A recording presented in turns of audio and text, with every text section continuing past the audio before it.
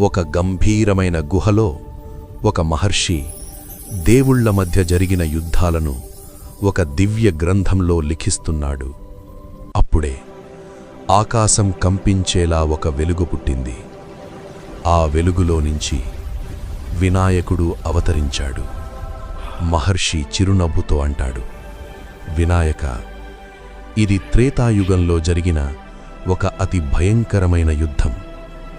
కొన్ని వేల సంవత్సరాల క్రితం ఒక అడవిలో గొడ్డలి పట్టుకొని ఒక మహాయోధుడు నడుస్తున్నాడు. ఆయనే పరశురాముడు. తండ్రి ఆజ్ఞ ప్రకారం పరశురాముడు తన తల్లినే సంహరించాడు. ఆ పాపభారం అతని ఆత్మను కాల్చేస్తోంది. అప్పుడే అడవిని చీల్చుకుంటూ ఒక భయంకరమైన స్వరం వినిపించింది. ఆగు పరశురామా! ఆయన ముందుకొచ్చినవాడు మీ మేనమామ పోతురాజు. నువ్వు నా అక్కని చంపావు, ఇప్పుడు నీ ప్రాణం కావాలి. పరశురాముడు గర్జించాడు, నన్ను చంపగల శక్తి నీకుందా? 2 మహాశక్తులు ఒకదానిపై ఒకటి విరుచుకుపడ్డాయి. పోతురాజు దెబ్బకు అడవులు కంపించాయి. పరశురాముడి గొడ్డలి దేవతల శక్తితో మెరిసింది. 2 ఆయుధాలు తగిలిన క్షణం భూమి చీలిపోయింది.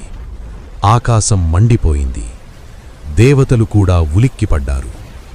ఇప్పుడు ఆయుధాలు కాదు, కేవలం దేవుళ్ల ముష్టిలు.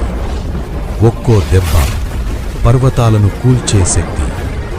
చివరికి పరశురాముడు పోతురాజును ఓడించాడు. ఆకాశం నిశ్శబ్దమయింది.